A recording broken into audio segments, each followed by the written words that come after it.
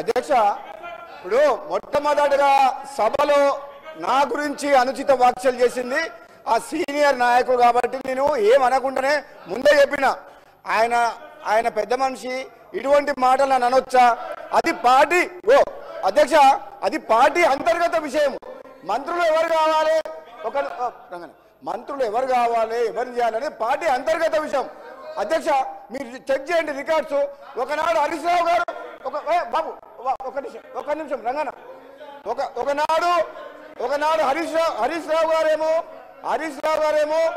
ఆ రోజు నా గురించి నా మంత్రి పదవి గురించి మాట్లాడు. మళ్ళా కడియం శ్రీహరి గారు మాట్లాడారు మా పార్టీ గురించి.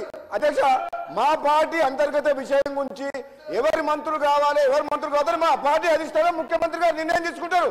ప్రతిసారి వీళ్ళ దుర్బుద్ధి ఏంటంటే అధ్యక్ష, వాళ్ళకి అధికారం పోయినప్పటి నుంచి మా కాంగ్రెస్ పార్టీ సభ్యుల దగ్గర పోయి నీకు మంత్రి పదవి రాలేదు, నీకు అది రాలేదు, నీకు అది అని మమ్మల్ని రెచ్చగొట్టి పార్టీని చీల్చే కుట్ర వీళ్ళు చేస్తున్నారు అధ్యక్ష. ఇది వాళ్ళ నైజం, వాళ్ళ కడుపులో విషం ఉంది.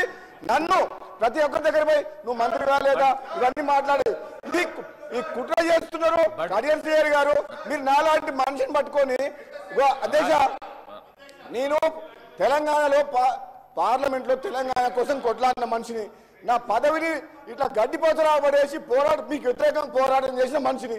నాకు పదవులు ముఖ్యమా అధ్యక్ష? నేను పదవుల కోసం పాకులే మనిషిని అయితే పదవికి రాజీనామా చేసి మీ ప్రభుత్వాన్ని మున్గోడు ప్రజల కాళ్ళ దగ్గర తీసుకొచ్చిన అధ్యక్ష నేను.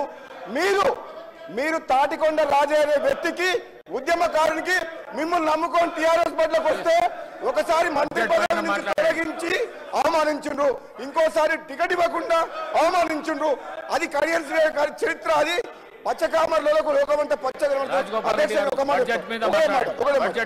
అధ్యక్ష, మా ముఖ్యమంత్రి గారు, మా గవర్నమెంట్ కాంగ్రెస్ పార్టీ 100 సార్లు చెప్పిన అధ్యక్ష, 100 సార్లు ఏమని, ఈ 6 గ్యారెంటీల పథకాలు హామీలు విడతల వారీగా మేము అమలు చేస్తాము అని చెప్పినాం. అమలు చేస్తాము అని చెప్పి మా గవర్నమెంట్ కమిట్మెంట్ తోటి ఆల్రెడీ కొన్ని కమిట్మెంట్ ఫుల్ఫిల్ చేసింది. మీరు ప్రతిసారి అసెంబ్లీలో కానీ బయట కానీ అబద్ధాలు ఆడినరు. మీరు ఎప్పుడు చేస్తారు అని అన్నారు. మీరు వచ్చి 2 నెలలు అయింది. మీరు 10 ఏళ్ల పాటు డబుల్ బెడ్రూమ్ ఇల్లు కట్టిస్తున్నారు, నిరుద్యోగ వృత్తి ఇస్తున్నారు, 3 ఎకరాల స్థలం ఇస్తామన్నారు, ₹1,00,000 రుణమాఫీ చేస్తామని చెప్పి 5 ఏళ్ల కింద 2018లో ఎన్నేళ్లకు చేసింది అధ్యక్ష? వీళ్ళు ఇచ్చిన హామీల విషయంలో ఏమో వీళ్ళు గతంలో 10 ఏళ్లు పరిపాలించి ఒక్క హామీ నెరవేర్చలేదు. మాకు 2 నెలలు సమయం కాలేదు.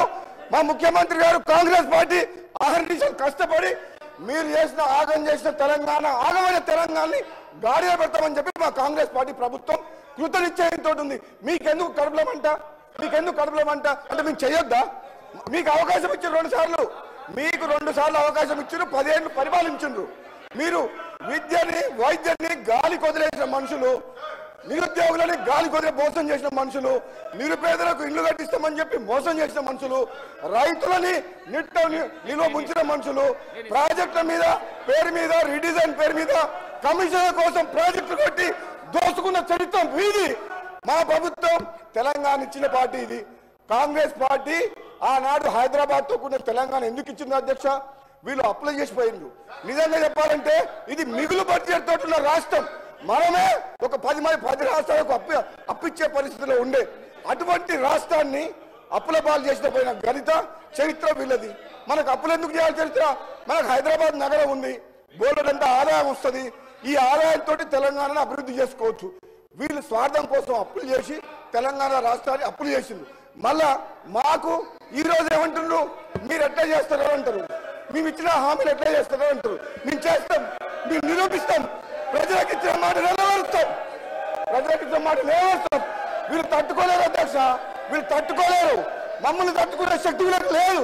దమ్ముంటే కేసీఆర్ ని హౌస్ లో రమ్మని చెప్పి దమ్ముంటే మేము నిరూపిస్తాం. మా ముఖ్యమంత్రి గారు చెప్పిండు, ఇప్పుడు మీ నాయకుడిని రమ్మని చెప్పండి అని చెప్పి ముఖ్యమంత్రి గారు నిన్న చెప్పిండు, ఈ రోజు కూడా చెప్పిండు. ఆ దమ్ము లేదు, పారిపోతున్నారు. బయట పోయి మాట్లాడతారు, హౌస్ లో మాత్రం చర్చ లేరు. ఈ రోజు మా ముఖ్యమంత్రి గారి నాయకత్వంలో ఈ రోజు మేము అందరం కూడా కమిట్మెంట్ తోటి పనిచేస్తున్నాం.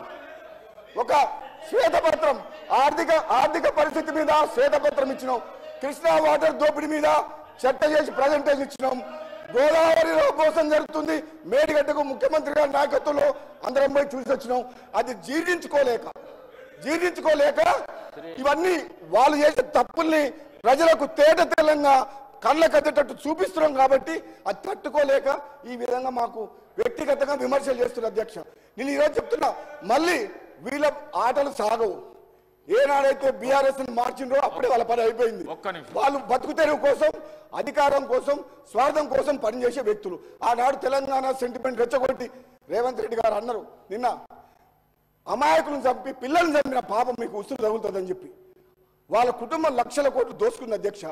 ఆ పాపం ఎవరో త్యాగం చేస్తే త్యాగాల పునాదం మీద ఏర్పడ్డ తెలంగాణలో ఒక కుటుంబం బాగుపడి లక్షల కోట్లు దోసుకున్న చరిత్ర వాళ్ళది. అది తెలంగాణ ప్రజలు 2 సార్లు తప్పు చేసినామని గమనించి ఈరోజు గ్రహించి మళ్ళీ తెలంగాణ ఇచ్చిన కాంగ్రెస్ పార్టీకి పట్టం కట్టిన అధ్యక్ష. ఇది పేదల ప్రభుత్వం, పేదల రాజ్యం, పేదల కోసం పనిచేస్తుంది. ఈరోజు మమ్మల్ని మా లోపల చీలిక తీసుకొచ్చి నన్ను రెచ్చగొడతారు. నీకేం కాలేదా అంటారు, ఇంకోటి దగ్గర పోతారు, నీకేం రాలేదా అంటారు. ఎంతసేపు మనం చీల్చి మళ్ళీ అధికారం రావాలని కుట్ర చేస్తారు అధ్యక్ష. కానీ వాళ్ళ పప్పులు ఉడుకోవు.